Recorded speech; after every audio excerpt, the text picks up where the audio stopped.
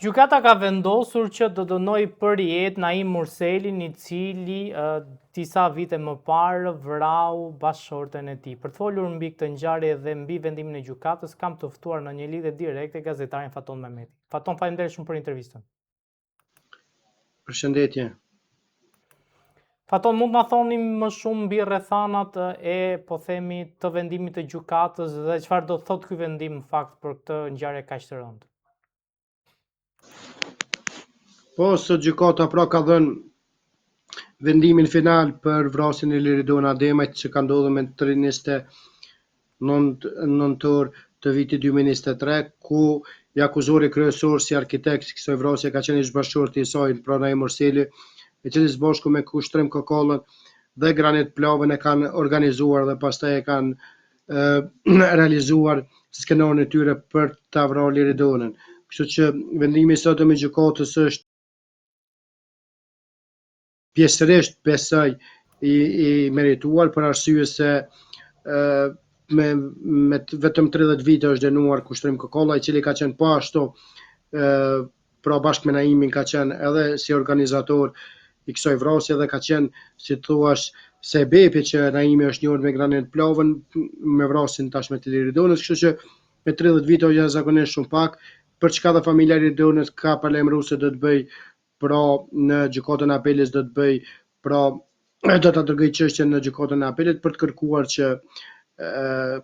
kërkesa e saj pra për dënim me burgim të përjetshëm edhe për Kushtrim Kokollën të merr formë. Kështu që besoj që edhe ai duhet të jetë, sepse këta kanë organizuar në grup dhe shmangja e tij, veçimi i tij nga përgjegjësitë që nuk janë fare më të pakta se Naimit, pra gjykimin tim është e padrejtë, mirë po besoj që do të korrigjohet edhe kjo. Megjithatë gjykata sot ka dhënë një vendim mbi gjitha, pra ka dhënë një vendim të merituar për 3 persona të cilët kanë marrë jetën e një gruaje shumë të re, e cila ka qenë një vajzë shumë e bujare, shumë e ndershme, mirë po edhe sipas prokurorisë, pra gjithë kjo ka ndodhur për 2 arsye.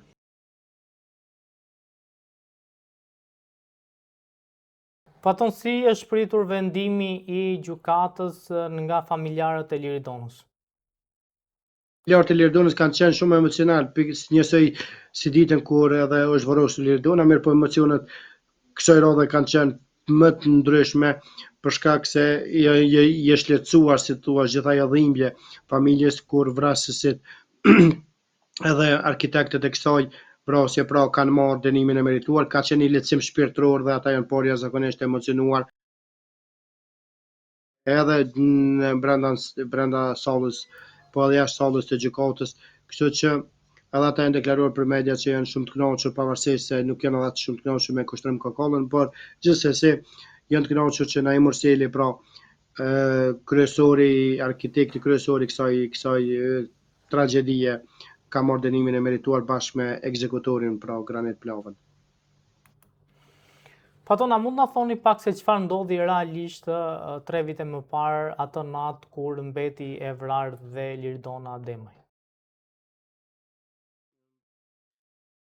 Pra janë 2 arsyet, pra që sipas prokurorisë pra ka ndodhur kjo vrasje. Fillimisht kanë qenë problemet familjare ato të cilat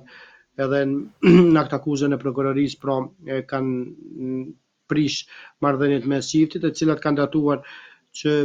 nga ku Naimi supozohet që e ka tradhtuar Liridonën me një person me një të afërm të tij, dhe pastaj ka qenë çështja e siguracionit në Suedi që Naimi kishte bërë Liridonës vetëm pak kohë para se ta inskenonte gjithë këtë vrasjen e saj, dhe ku shuma dikun tuhet ka qenë dikun 280.000 euro. Kështu që këto 2 arsye dhe sipas prokurorisë pra kanë qenë kryesore që Naimi e ka bërë këtë vepër kriminale, me çka dhe sot e ka marrë dënimin e merituar. Por gjatë gjithë seancës ka pas disa momente duhet fiksuar këtu shumë të veçanta dhe gjithashtu edhe emocionale, që njëri prej të cilave ka qenë edhe ndëshmia e djalit të Liridonës,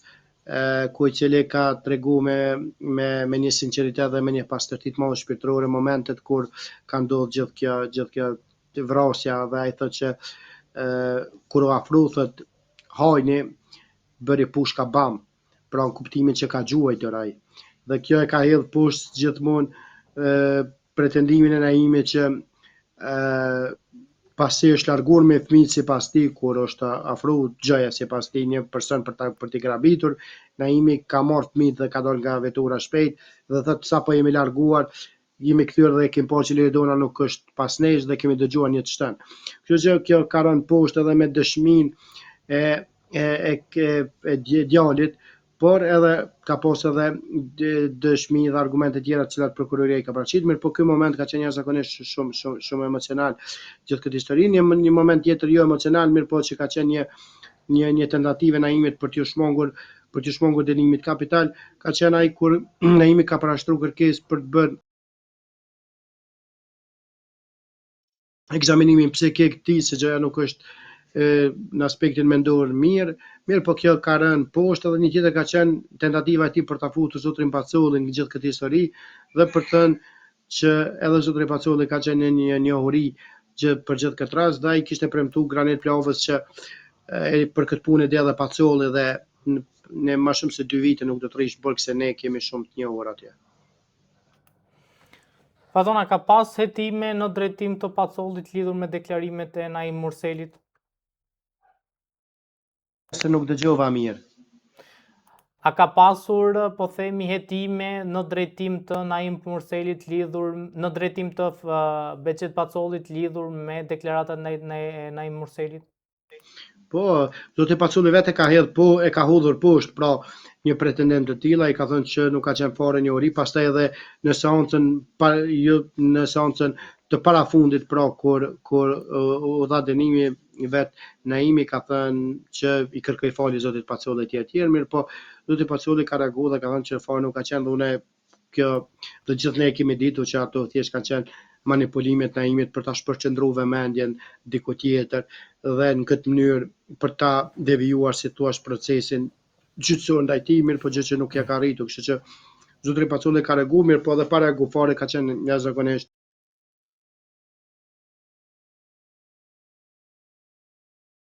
e ditur që thjesht këto kanë qenë lojrat Naimit dhe asgjë tjetër. Kështu që ka qenë shumë e pandershme që është përmendur emri i zotrit Pacolli sepse zoti Pacolli pra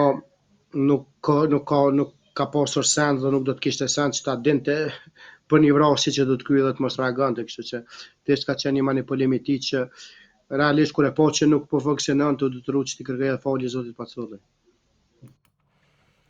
Faton, realisht, a besoni që Naim Murseli është në gjendje të mirë shëndetësore, po themi, ose mendore, le themi më saktë, lidhur dhe me, po themi, një vendim që ai mund të marrë për të vrarë gruan e vet. Pra, çfarë mendje mund të jetë deri në momentin që vendos për të vrarë gruan? Unë besoj që Naim Murseli sipas pra organeve kompetente që e kanë bërë ekzaminimin psikik është në gjendje të mirë mendore, mirë po ai ka si thua probleme të personalitetit tij, pra probleme pra në aspektit të një personaliteti të dyfisht të tij ku ndryshe ka qenë dhe ndryshe është shpërfaqur, pra ka qenë këto probleme të tij emocionale, mirë po në aspektin mendor kur e ka marrë vendimin e ka marrë në një gjendje shumë të mirë mendore zotri pra Naim Murseli ka marrë në një gjendje shumë të mirë mendore, kjo gjë që është konfirmuar edhe nga organet kompetente, mirë po unë me atë sa e kom analizu sa do pak aspektin psikik ti, unë besoj që Naim Murseli do të bëj vetvrasje në burg dhe nuk do të mund të jetoj gjithmonë në burg, sepse ai ka vështirë gjitha mundësitë, kështu që unë nuk besoj që ai do të mund të jetonte gjithmonë në burg, nëse edhe pres që nga gjitha instancat e tjera që janë gjykata pra apeli, pastaj edhe Supremja, nëse vërtetohet vendimi i gjykatës themelore, gjë që pritet ndodh, atëherë unë besoj që Naimi kur të sheh që nuk ka asnjë rrugë tjetër, unë besoj që do të bëj vetvrasje. Thjesht kjo është supozimi im, po duke e njohur pak a shumë për aspektin psikik të tij, mirë po duhet të veçohem që në momentin kur është kryer vrasja dhe kur ka ndodhur ka qenë jashtëzakonisht mirë mentalisht. Ka pasur reagime nga krerët e shtetit në Kosovë lidhur me këtë vendim gjykatës? Reagime ka pas nga të ndryshme. Reagimet nga opinioni publik kanë qenë shumë pozitive për këtë vendim, siç ka qenë edhe nga ona e familjes Tiridonës, derisa nga familja e Naimit nuk ose ka reagu babai i tij ka kohë që nuk shfaqet në jetën publike në vend, ai duket që ka zgjedh të jetoj larg zhurmës mediatike dhe larg vendit. Besoj që është duke jetuar në Suedi, kështu që nuk ka pas asnjëherë reagim nga familjarët e Naimit, derisa po them prapë opinioni publik këtu në vend e ka pritur me pozitivitet dhe me një entuziazëm këtë dënim, njësoj siç e ka pritur edhe familja Liridonës, kështu që është një rast ku gjithë opinioni publik është bërë bashkë, pavarësisht se një grimcë e vogël e zhgënjimit ka qenë edhe me mos përfshirjen në burgim të përjetshëm edhe të kushtrim kokollës. Aton, faleminderit shumë për intervistën, ishte kënaqësi. Tet juve.